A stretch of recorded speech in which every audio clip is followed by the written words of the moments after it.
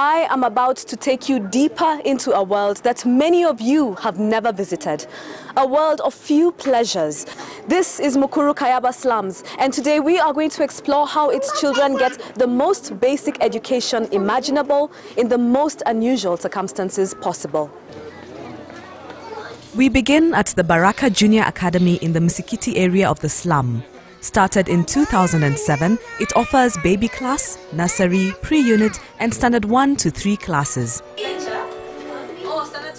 All taught by no more than 3 teachers. We arrive shortly after 8 a.m. to find one class in progress, the pupils crammed into the little space offered by the few benches which double up as desks. The standard 3 class teachers have not yet arrived. And why is this? There was a power disconnection by the Kenya Power people because they declared that the power which is being used in the slum area is illegal connection. Most of our classes start almost 9 because when the lighters come up. Thankfully, they have a roof over their head, but when it rains, the noise brings learning to a standstill, and when it is hot, it is like an oven. One challenge facing the teachers is the migration of pupils. Those whose parents cannot afford school fees keep them home until they get the money. A child is being charged 300 shillings, the ones in ECD. The other group is being charged 450. That's where we are getting the pay for the teachers. That's where we are getting the pay for the rooms.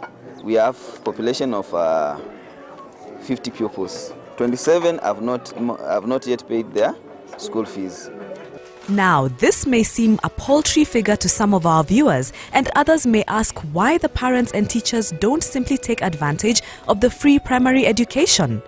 As the program runs now, I can say it is semi-registered or even not registered. What I was told is that first I have to register it as a school.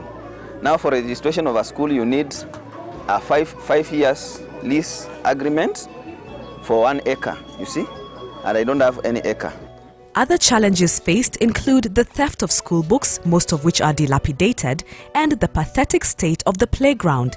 That's right, this is the closest they come to having a playground. What we did, we had to upgrade the place by putting these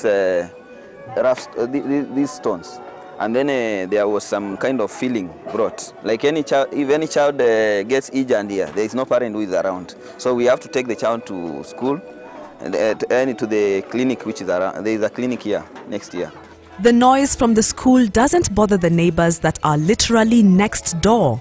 They all know it offers the best chance in life for their children. Shuleni yetu, watoto ni yetu. Hatuna la kufanya, watoto iko shida nyingi.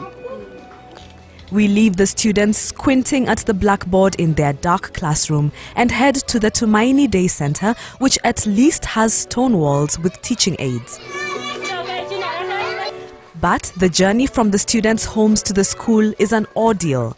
They have to brave open drains and slippery paths, but they keep their spirits high.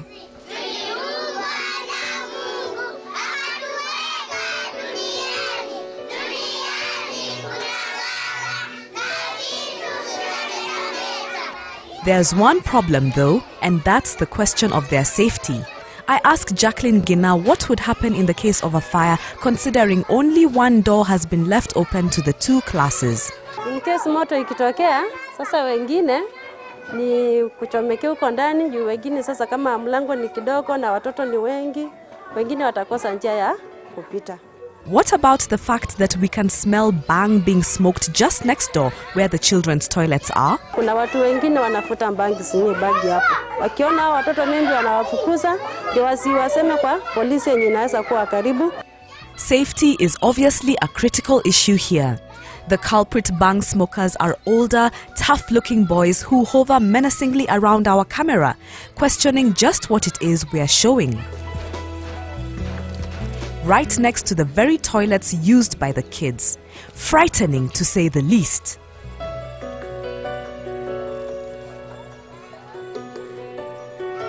And just like the first school, lazima watoto wanjisaidie, lakini ikiwa ni saa wengine wamejijengea hapa, Na wakijengea lazima nami kama mwalimu nataka watoto wajisaidie nilipe hiyo choo ndiposa watoto waweze kuitumia.